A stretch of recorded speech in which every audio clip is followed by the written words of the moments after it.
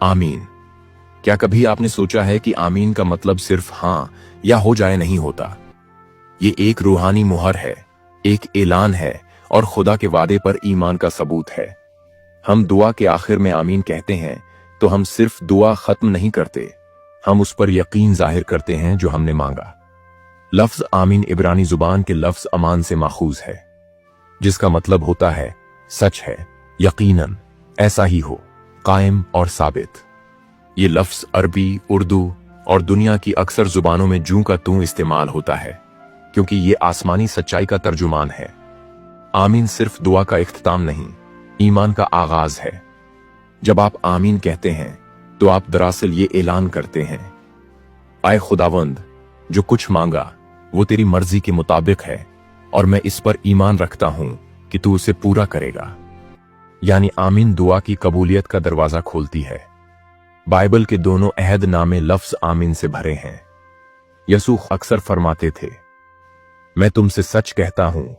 यूनानी में ये अल्फाज असल में हैं, आमीन आमीन मैं तुमसे कहता हूं। यानी यसू हर बात की शुरुआत ही आमीन से करते, ताकि सुनने वाले जान लें कि ये सिर्फ अल्फाज नहीं बल्कि आसमानी सच्चाई है। दूसरा करंथियों पहला बाब 20 आयत में पौलुस रसूल फरमाते हैं, क्योंकि खुदा के सब वादे उसमें हां हुए, इसीलिए हम उसके वसीला से आमीन कहते हैं ताकि खुदा का जलाल हो। जब हम आमीन कहते हैं तो हम न सिर्फ खुदा की बात पर यकीन करते हैं बल्कि उसके जलाल का हिस्सा भी बन जाते हैं। मुकाशवा 7 बाब 12 आयत में लिखा है, बरकत, जलाल, हिकमत, शुक्र, इज्जत, कुदरत और जोर हमेशा तक हमारे खुदा के हों। आमीन।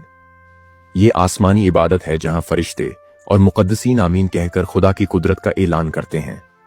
जब हम जमीन पर आमीन कहते हैं तो हम भी उस आसमानी जमात का हिस्सा बन जाते हैं जो खुदा के जलाल को तस्लीम करती है। आपकी दुआ जितनी भी छोटी या बड़ी हो, अगर उसके आखिर में आमीन ईमान से कहा जाए तो वो खुदा के तख्त तक पहुंचती है। ये सिर्फ एक लफ्ज नहीं, ये एक यकीन है, एक एतमाद है, एक वादा है। ये एक रूहानी मुहरबंदी है जो दुआ को खुदा के सामने पेश करती है और हमें याद दिलाती है कि खुदा हमारा हमेशा का साथी है, सुनता है और खुदा जवाब देता है। जब कोई आपके लिए दुआ करे, आप आमीन कहकर उस पर ईमान जाहिर करते हैं। जब आप कलाम सुने और आमीन कहीं तो वो बात आपके दिल में बैठती है।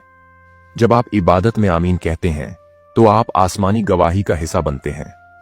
आमीन एक सादा लफ्ज है, लेकिन उसके पीछे ताकत, इख्तियार और रूहानी हकीकत छुपी है। ये वो लफ्ज है जो मायूसी में उम्मीद दिलाता है, कमजोरी में कुव्वत देता है, अंधेरे में रोशनी लाता है और बंद दरवाजे खोलता है। याद रखें, आमीन कहना दुआ को मुकम्मल करता है और खुदा के वादे को आपकी जिंदगी में जारी करता है। ये वो लफ्ज है जो आसमान की मुहर बंदी है, जमीन पर ईमान का सबूत है और खुदा के जलाल का वसीला है। तो आज कहीं आमीन।